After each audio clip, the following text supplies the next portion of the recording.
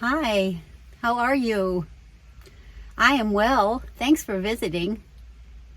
A question I get asked a lot is, Hobo Joe, are you lonely? Is that lifestyle lonely? And I see that question a lot in the Facebook groups that I'm with.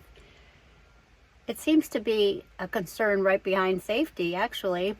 So today, let's talk about loneliness.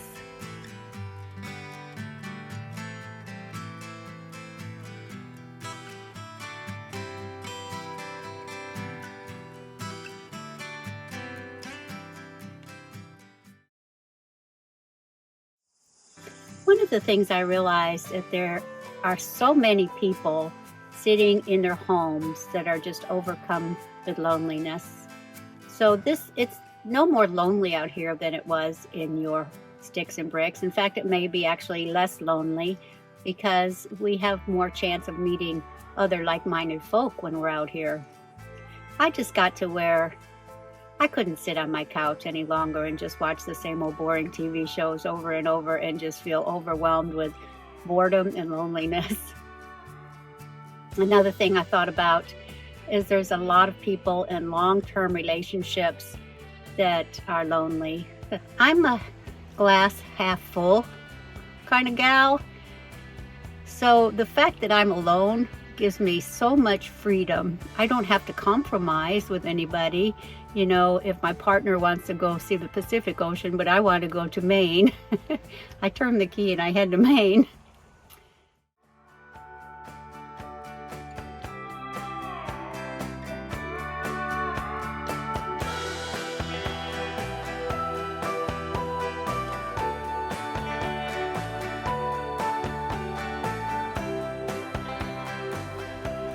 If you're new to van life, or you're thinking about getting into this nomad lifestyle, I kind of want to warn you about something that happens at the beginning, usually at around 6 to 9 months in. We go through a honeymoon stage where we are so excited, you know, that the possibilities are endless. The world is our oyster. We can just go anywhere and do anything. And it's, you know, after being tied down with a 9 to 5 job, I mean, it's pretty much overwhelming. But you will come out of that honeymoon stage. It happened to me, and I've talked to other people and realized it's happened to them also, as we go through a bit of a crisis mode.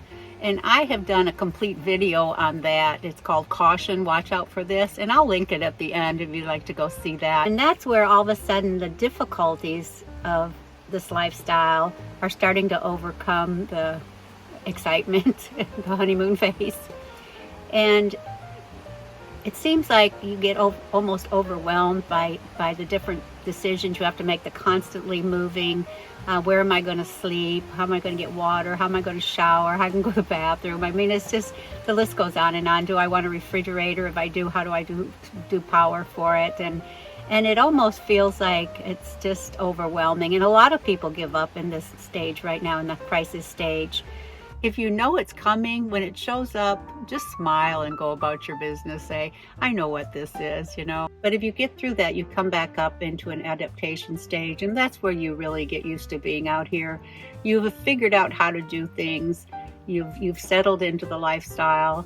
I mean, it's going to take some adjustment. This is a totally different way of living than what you're used to. You are going to go through a crisis mode. It is going to take some adjusting. Just hang in there. It gets so much better. You know, I gave myself a year, and I'm in my 4th year now. And had I given up in that crisis stage, which I really was kind of overcome by it, just like everybody else, I mean, I would have missed out on just such a wonderful life. I'm so adjusted to this lifestyle now that I can't really imagine sitting in one place. I just can't imagine that. I'm going to have to sooner or later, but for as long as I can, I'm going to continue to travel and see the United States. One of the things I think you should do before you even leave your home is maybe write down, why are you doing this lifestyle? Why do you want to live in a minivan or van or a small RV? You know, what are your expectations of it? Write down, you know, for me, the reasons I wanted to do it is I had been in that hospital forever, and there was so much of the United States I wanted to see. My husband and I used to go on vacation to Colorado, and I would be so sad at the end of 2 weeks when we needed to come back. I wanted to travel to Colorado, and if I wanted to spend 6 months there, I could. I wanted to get my complete fill of Colorado.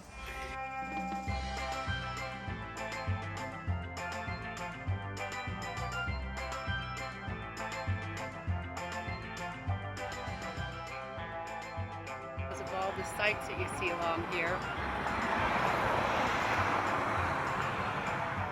That was one of that was one of the reasons I wanted to do it. So write down exactly why you would like to do this lifestyle. I couldn't sit around on my couch anymore, and I was bored, I was lonely, and I just had to make a change. Another reason that I really wanted to live in the van, it was probably a lot to do with financial reasons.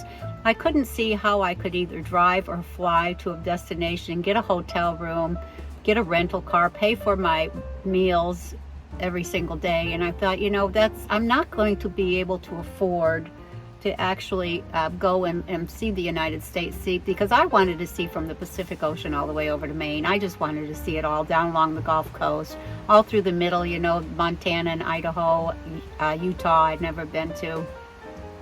So financial reasons, I started thinking, I think I'm going to try living in a van. Now, I didn't realize there was a whole community of us out here. There is a whole community. It's huge. It's a lot bigger than what you realize. So what I thought was kind of an odd way of traveling around, I'm actually part of a huge group of people who actually do this.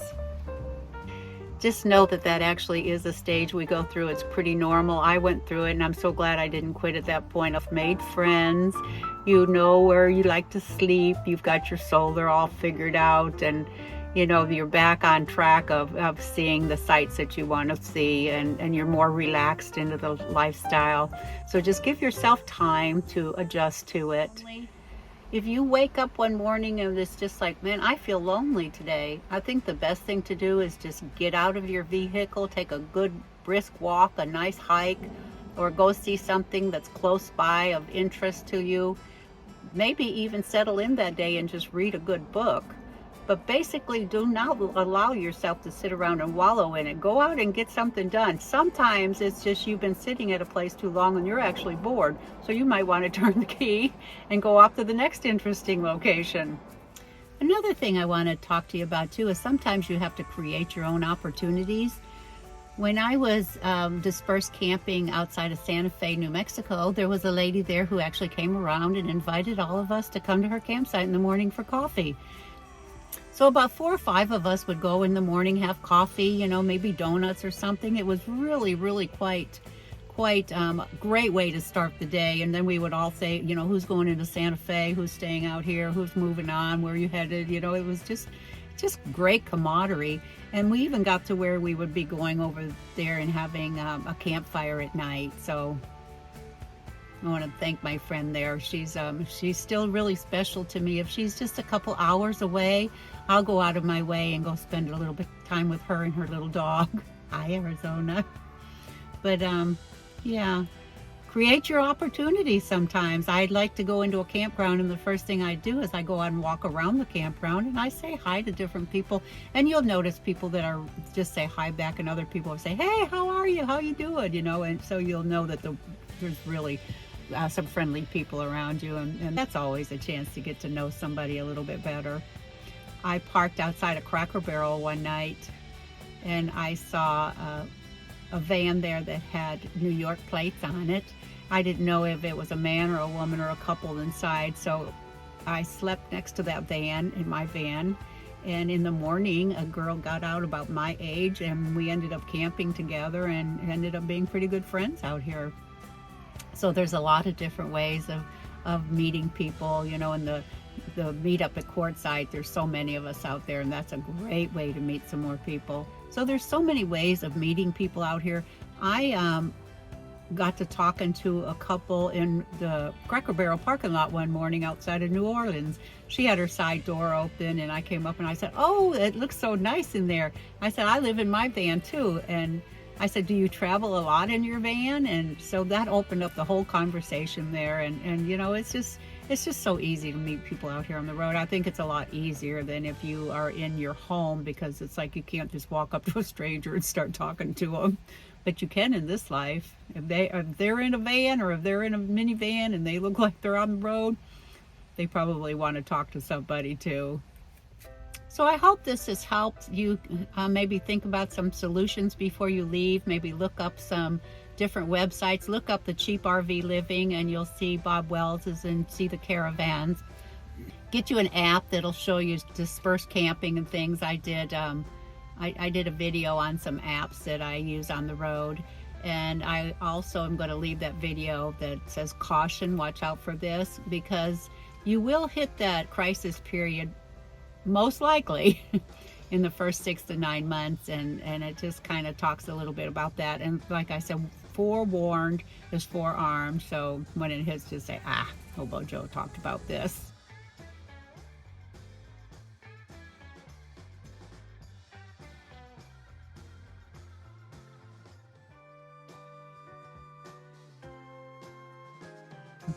Thanks for visiting, and I hope you watch those videos, and I'll see you next time. Bye.